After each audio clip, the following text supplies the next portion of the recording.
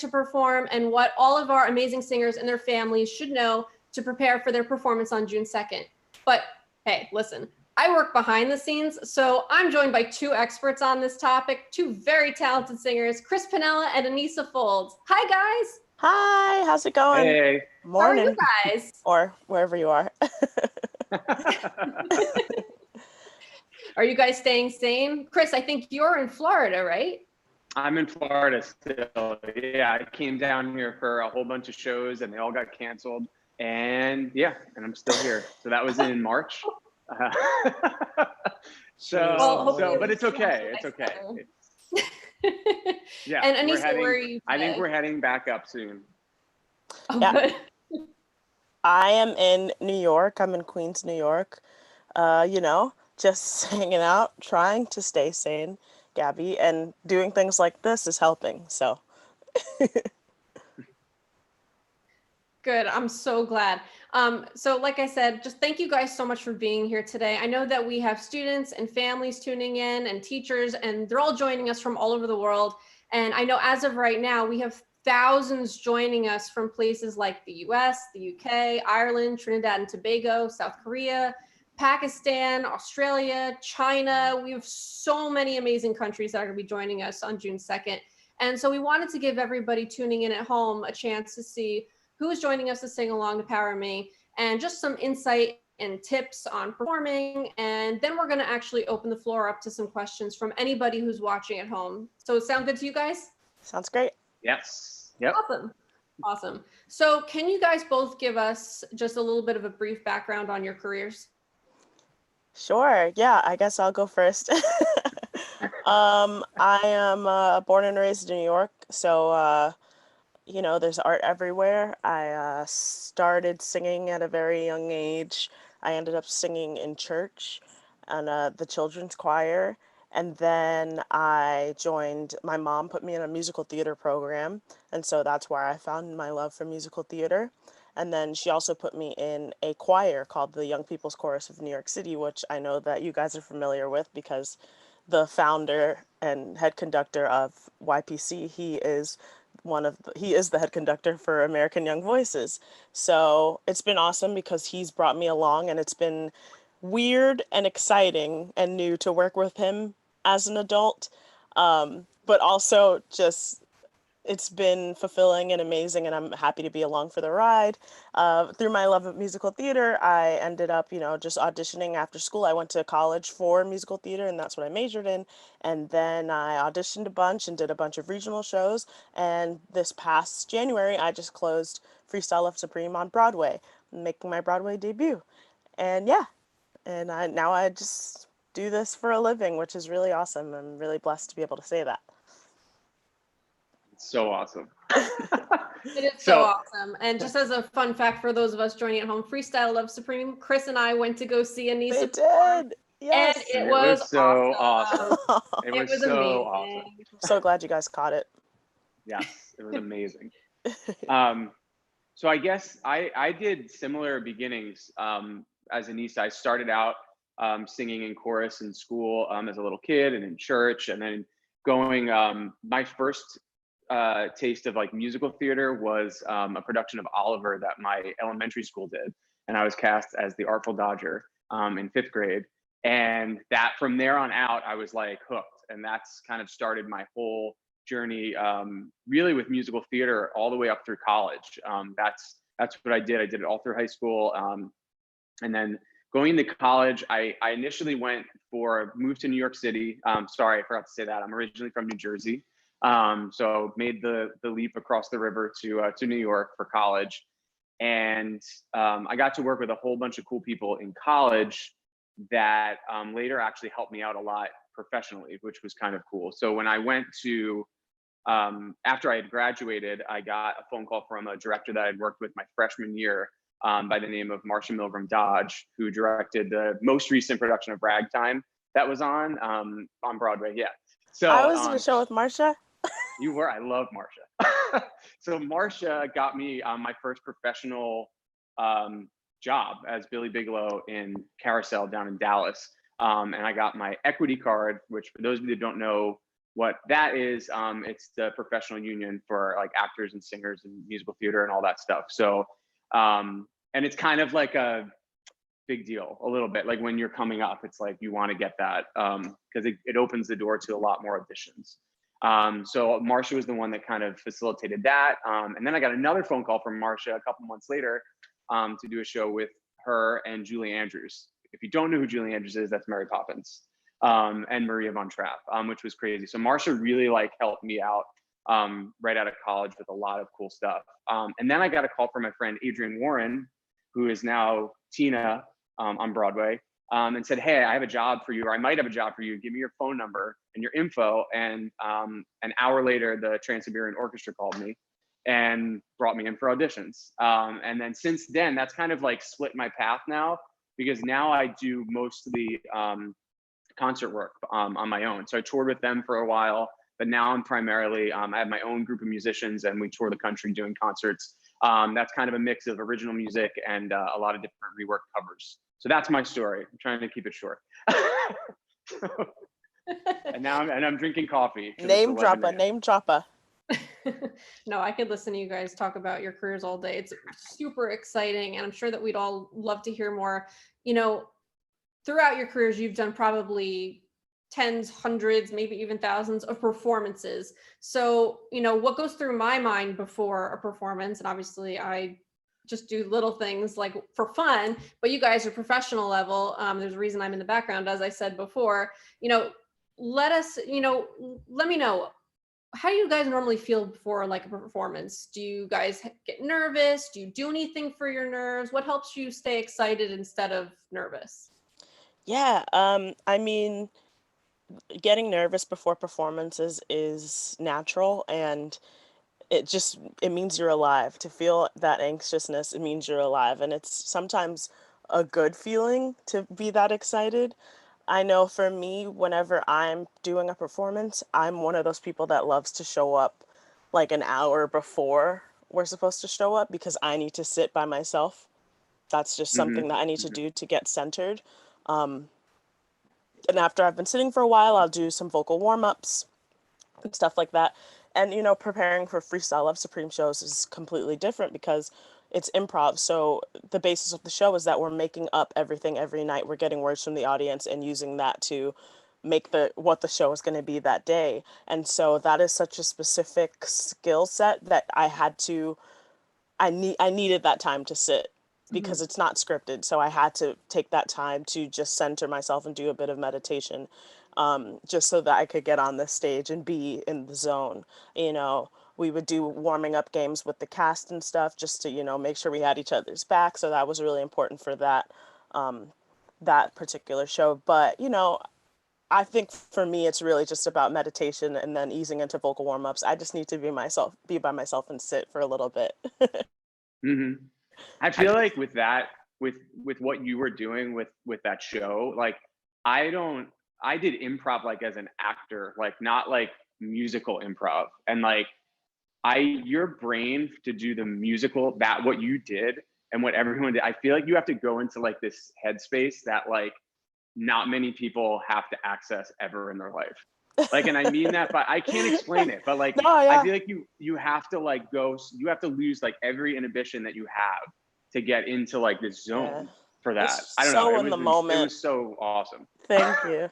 Yeah, it was so cool. But I'm with it. I was just gonna say it's interesting because like musically there's so much going on intellectually, talent wise, to rely on yourself and then have to rely on other people to trust them that if something goes wrong that they're going to catch you and not let you fall. That's such a such a brave thing to do, to open yourself up like that. So I can imagine that something like meditation is really helpful. Yeah, for sure. Yeah. And I'm in the same boat. In there like earlier before we're supposed to be there to just kind of like chill out and just sit and like and meditate and just prepare for the performance itself. And in terms of like nervousness, I think it's a good thing. I mean, it can get to a point where it's detrimental and it's not good, but like a little nerves and to be nervous, it usually means that you're still like on your toes. You don't want to get too relaxed into performances, because that's sometimes when like little hiccups can happen, if you're like too chill about the whole thing. But yeah, so.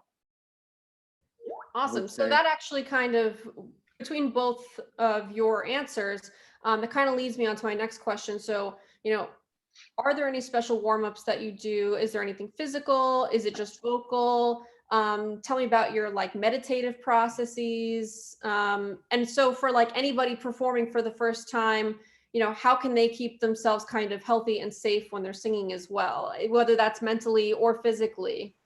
Yeah, I mean, for me, it's just I like to be alone when I'm up, for like an hour at least. I like to do some stretching just to warm up my body.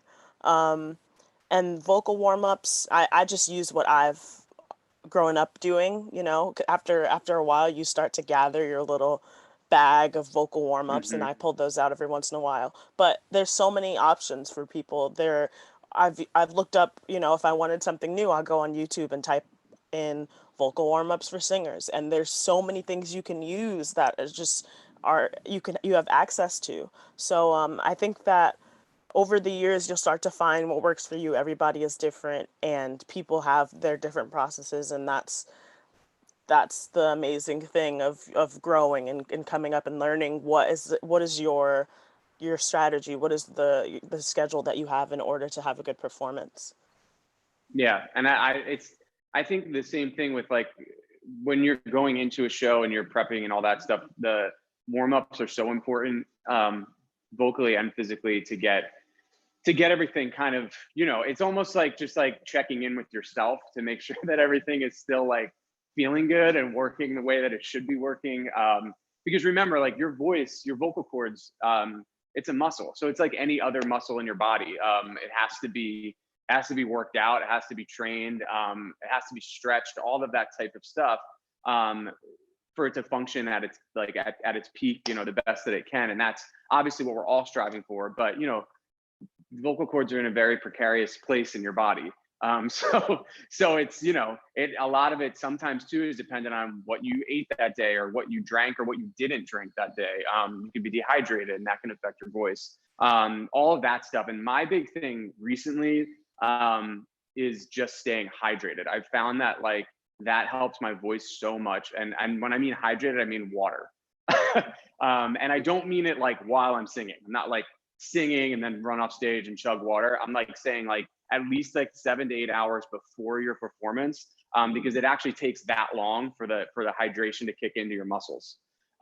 So water is really important. Another thing that I love, is pineapple juice, because it has bromelain in it, which reduces any sort of inflammation or swelling in your muscles and in your joints. So if you do have a crazy show where you're doing a lot of heavy lifting or a lot of singing or anything like that, a little pineapple juice helps me a lot sometimes. Yeah, I can add to that. I was going to say that, like what Chris is saying, if you don't sometimes prepare, that you won't have, if you don't have the water in your system, then you will be dry on stage. I know, like Hmm. sometimes when I was on Broadway, and sometimes I just had days where I had things lined up, where I had to go do press stuff and then go straight to doing a show, and I didn't get that time to myself. I didn't get that time to warm up, and it would literally be me going on stage going, well, we'll see what happens.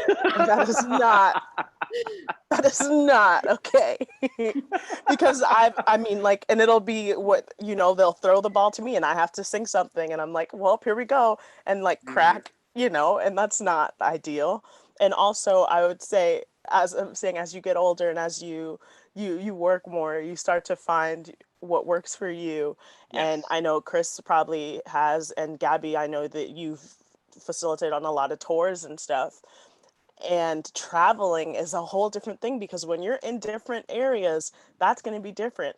I had to do recently, a few months ago, we had to do a performance in Utah, and that it's really high. You're in the Oh yeah, mountains. I've And Yeah. experienced that. we got off a plane and I had to go straight to performance. And never in my life I was like, what, something's wrong. Am I dying? But no, it was like, they were like, oh yeah, P.S. the altitude, you should have a humidifier. You have to do your research and know what environments you're getting yourself into, all of that. Yeah, that's so true. I used to actually get made fun of, not in a bad way, in a like very lovingly joking way by Ben, the kind of head honcho at American Young Voices, because I go through phases, and I think a lot of singers do, like, because you latch on to certain things that you think mentally work for you. So I was obsessed on the last AYV tour with having a massive bag of potato chips with me all the time. Just plain potato chips. Yeah. And I would just gotta oil up the throat. Yeah, because the oil actually helps kind of as like a lubricant for your throat. So, and Ben would be like, oh, there he is with his potato chips again. How's the chip? And he would call them chips. I think that was it. There was no like or was it chips? Crisps. I'm sorry, crisps. That's what it was. Oh, Chris says it's crisps again. Crisps. So, oh my God. So I was, so I actually, now anytime I have a show and I have potato chips backstage, I'll take a picture of it and send it to Ben. So if Ben's ears weren't ringing right now. That's so cute. So yeah, so potato chips though help. There's lots of weird things. Even with, with Trans-Siberian Orchestra, we have a table backstage of just weird things that everybody needs to make their voice work. Some people like gummy bears. Gummy bears. I was gonna say gummy bears. They release the moisture in your mouth. So like if you're singing, have some gummy bears. Yeah. I really like not that I'm singing often or anything, but for me, as far as being hydrated goes, like I really like sour candy. So like Sour Patch Watermelon, even when I'm sick too, those are like my go-to. They actually are good for nausea. Fun fact. Mm-hmm. Very nice. Good to know. We're all learning. Yeah. But as we continue to talk about like our physical health and our mental health, and that's such a big thing lately, especially as we're going through this quarantine period where there's a little bit more isolation than we're used to. I think the amazing thing about the song that we've decided to sing, Power in Me by Rebecca Lawrence, is that it's about finding strength within yourself to do something difficult. And I think that we've all had those moments in our lives where we've needed to do just that. So what would you say was a power in me moment for you? So I would say when I first started singing in church, I was a very shy kid. It was hard enough to get me to talk, and then I decided I want to sing. So that was really hard just to get the courage to use my voice. I took the first solo I ever had was my idea. Like I went to the choir director and I said, listen, I heard this song and I think it's really cool. And he was like, all right, so you're going to sing the solo, you and your sister. And I was like, yeah, okay. The way that it was sung was, she was singing it down the octave, like in her deep voice. And he was like, no, you're going to sing it up the octave. You're a kid. And I was like, no, I can't sing that high, which is not true. When you're a kid, you have unlimited range. But I was like, I want to sing it down here. And he was like, no, whatever. So we got to Sunday school. We did the Sunday school performance for the kids, for the, my fellow peers and stuff. And I bombed it. It was bad. I cracked everywhere. I didn't know what I was doing. And I felt so discouraged after. I was very sad. And I saw this one girl just looking at me like this the whole time, which is not very nice. Fix your face. But then we had another performance right after at the teenager church, like across the street where the older kids were. And I was terrified. And then we got there and I was like, I don't know if I want to do this. And the choir director said, hey, you worked really hard. You want to do this. I know you want to. You brought this song to me. So just do it. You can do it. And that was my power in me moment where I did not want to do this at all, but I remembered that I brought this on myself and it's what I wanted.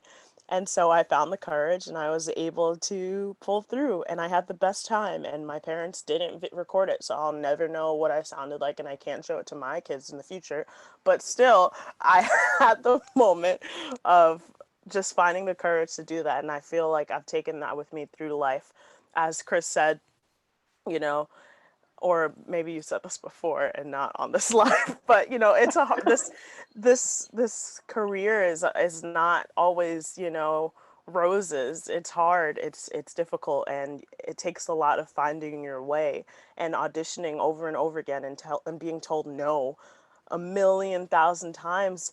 And that's not a number, but you can't help sometimes but feel like, oh, is it me? Is something wrong with me? Am I gonna work? Am I doing what's right? Am I taking the right classes? Am I, you know, is this dream gonna come true? And, in my first Broadway show, Freestyle Love Supreme, I was hired to play myself, which is not something that happens.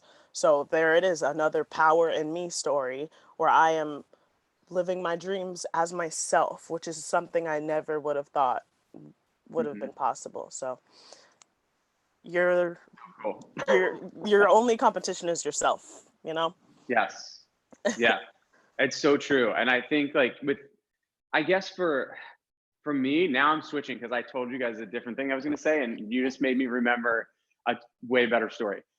So when I was, I think I was 16, and this local theater company that I used to do shows with, like all the time, and we would do like 5 to 6 shows. I would do 5 to 6 musicals a year with them when I was in high school, and there was a yearly production that we did of Joseph and the Amazing Technicolor Dreamcoat, which is weird because it like ties in so well with why I got hired to be on American Young Voices tour based off of an audition that I did of me singing Any Dream Will Do, which I've sang about 50,000 times in my life, which I don't even know if the people that hired me knew that.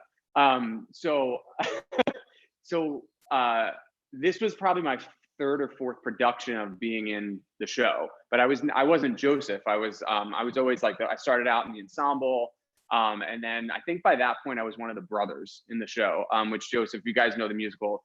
It's pretty much about this guy who has these like crazy dreams, and he has these 12 brothers that are really jealous of him, and they kind of plot against him, and then it all ends very happily. And it's written by Andrew Lloyd Webber, and it's a really great message. But anyway, we had 2 shows in one day, and the director came up to me, I think it was probably like 40 minutes before we were supposed to start the show, and he said Ward is sick. And Ward was the guy that was playing Joseph, and it was this guy, this big, at that point it was this big equity actor out of New York that everyone was like, oh, he's so cool. And I was 16, and he goes, Ward is sick, he has laryngitis, you're gonna play Joseph. And I was like, okay. And I literally just remember saying, okay. And as I was saying, okay, he was like walking me around the stage, showing me all the blocking for the show of like where Joseph is. And he goes, don't worry, like people are just going to push you around because there was no understudies. And luckily, because I was so into it at that point, I had memorized the entire show because I just listened to it over and over again. And I was so obsessed with just music and the show and everything and just musical theater that I would stand in the wings and I would watch the show when I wasn't on stage. And so I knew that I mostly knew all the music, but I had to go on and do like the blocking and the dances and all that. So it was really scary, but I pulled it off, and I got to do the whole weekend of shows as Joseph at 16 years old. And that was a cool power in me moment, actually. So I thank you. Aneesa reminded me of that, talking That's about incredible. like her childhood. But yeah, it was a crazy story. Wow. Yeah. I love that.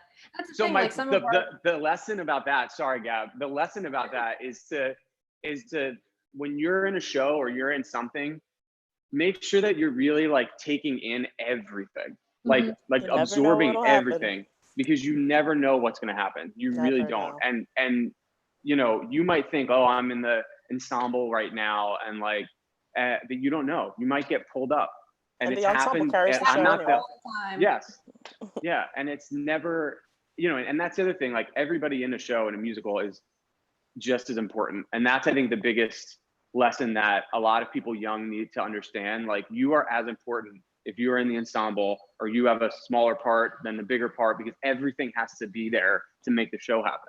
Yeah. Even with backstage stuff with tours, if we didn't have a crew backstage, we wouldn't be on stage singing, and vice, you know what I mean? And it's all connected.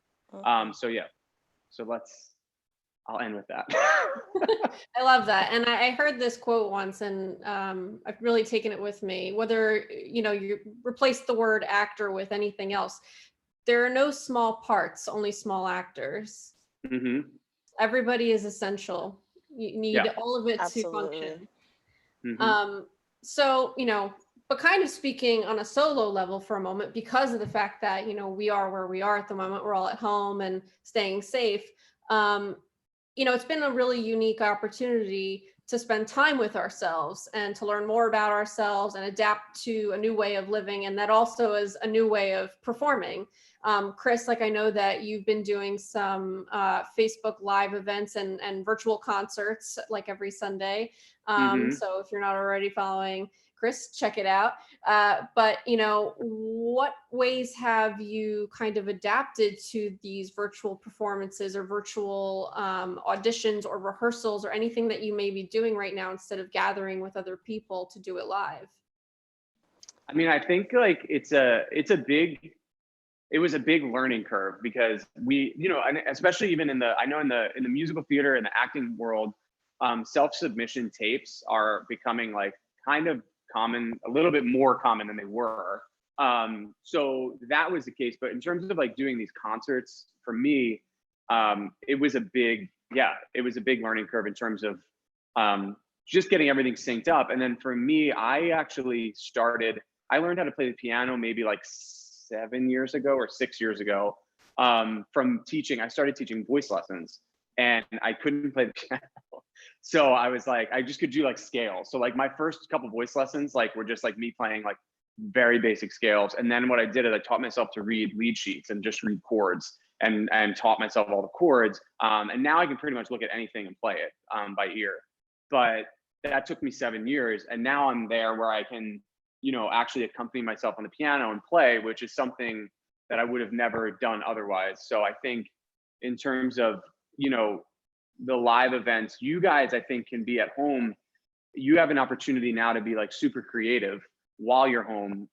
We were saying this before, like I think like a week ago, but like if you want to sing, like put on a show for your family. Like I know everybody that's in theater probably did that as a kid. And like, set up a little mini stage. You don't need anything. You don't need a microphone. You don't need anything.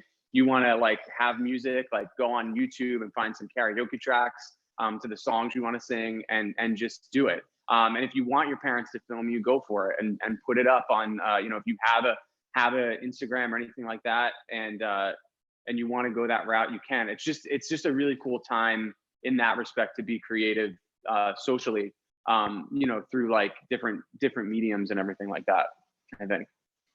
Yeah, I agree. It's a really interesting time that we're in, and I know that none of us ever thought that this would happen. I mean, we all know that technology is the future, absolutely, but not our only means of communicating. But right now, that's what we have to do, and while it's sad that we've lost, being with each other and having crowds and live theater and live music, and even our AYV tour. It's beautiful that we're also able to connect this way. And so myself, I've been still working with all the people that I've worked with, when we were able to communicate and be together. I'm in a choir called Broadway Inspirational Voices, and we've been putting out some content. And with Freestyle Love Supreme, I've been teaching classes on Zoom, which is very different, and it's nice to connect with kids from all over the world. I wish that I was able to be with them physically, but you know what? We can't do that right now. So it's been awesome to get to do that and work on my own music, which is something I would never do because I don't consider myself a writer, but it took a pandemic for that to happen. Great.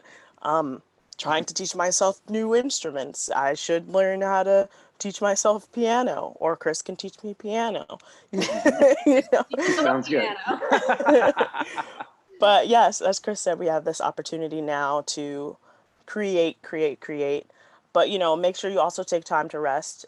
I know a lot of people are feeling a lot of pressure to do so, and I myself at the beginning of this was overwhelmed with while I know that I am sad for what's happening right now, and I'm just taking time to allow that to happen. If I don't feel like creating, just taking a break from it. But, you know, Hmm. it's in my blood, so I always come back to it. And so it's been a very therapeutic way to get out a lot of feelings and just to connect with people in different ways. Yeah, and I think that, as you said, there's a lot of pressure right now to feel productive.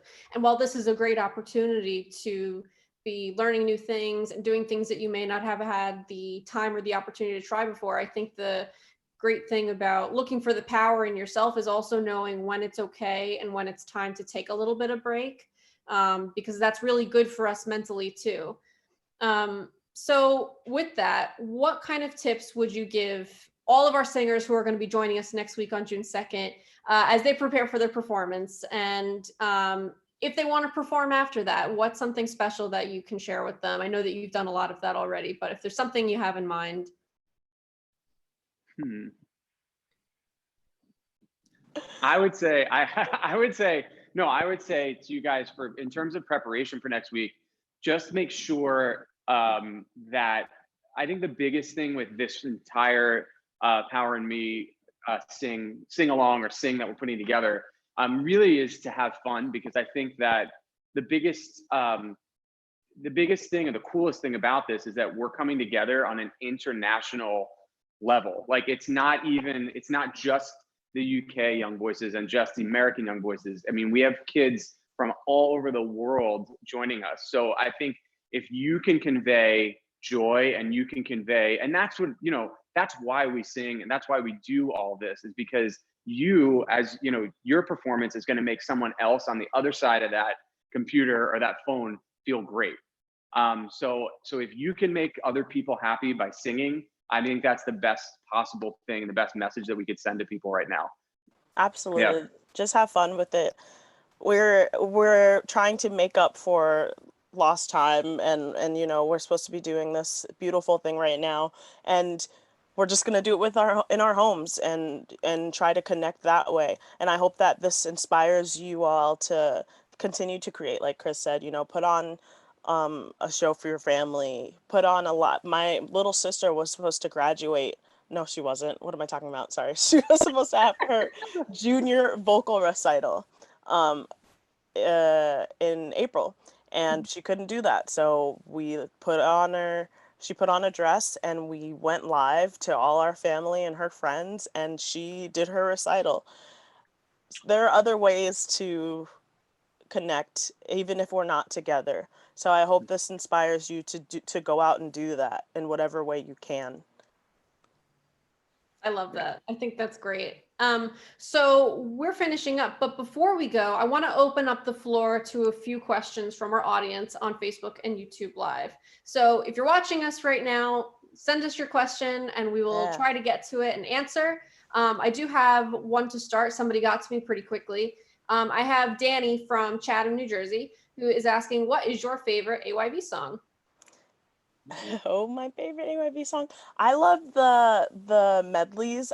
We did a cartoon medley one of the years, and I thought it was the most fun to like see songs that I recognized, that and shows that I watched growing up, and to learn other songs that I had no idea.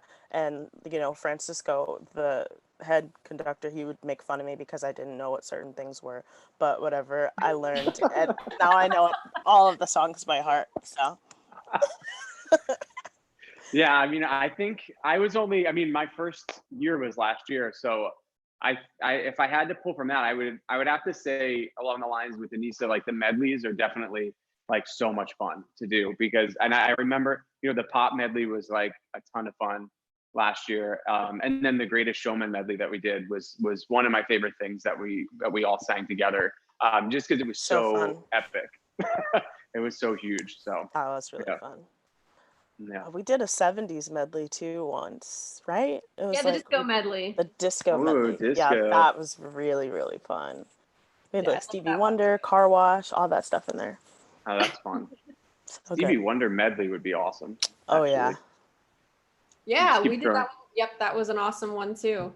Um, So I have Alex from Manchester, all the way from the UK, which is really awesome. Yay. Who is asking, have you ever made a mistake on stage, and how did you recover?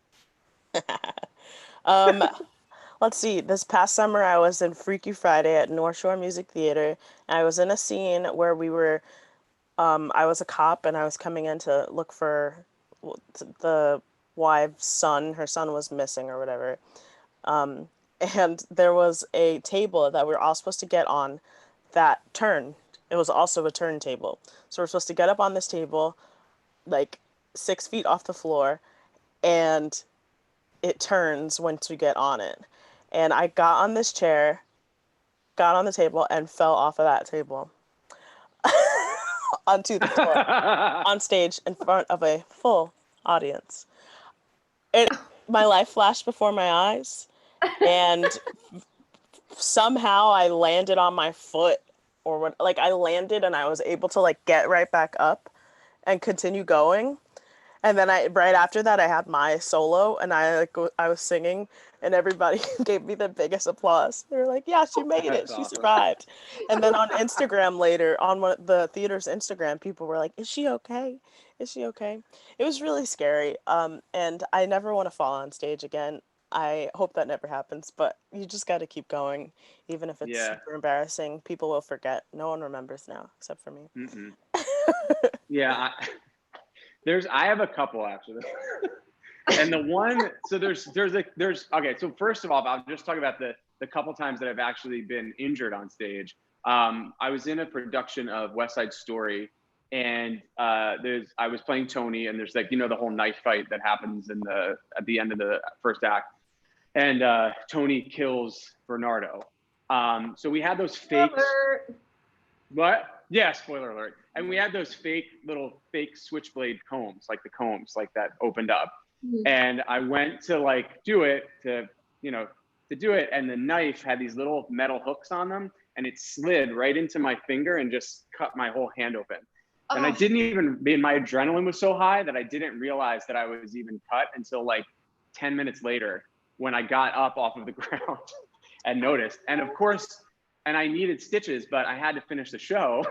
So they just like kind of wrapped my hand and I went back on stage. That was the one time. Second time was in college. I was doing the Wild Party, and there was a fight scene. And the very first punch of the fight, it was opening night.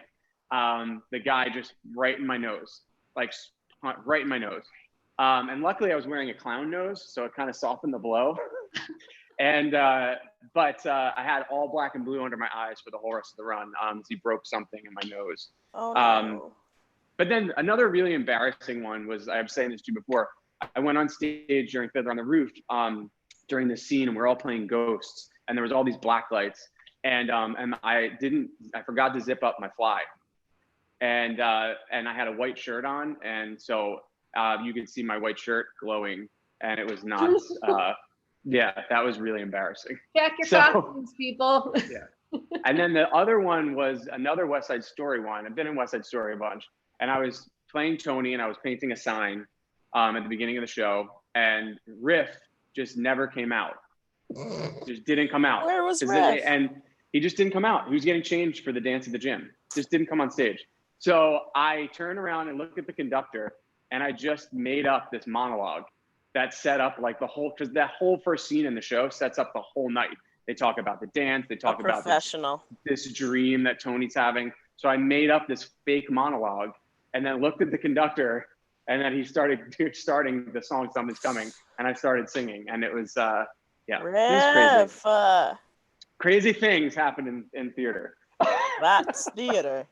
Yeah. So that's why it's fun. We just have a couple more questions. I know that you guys have busy days ahead of you too.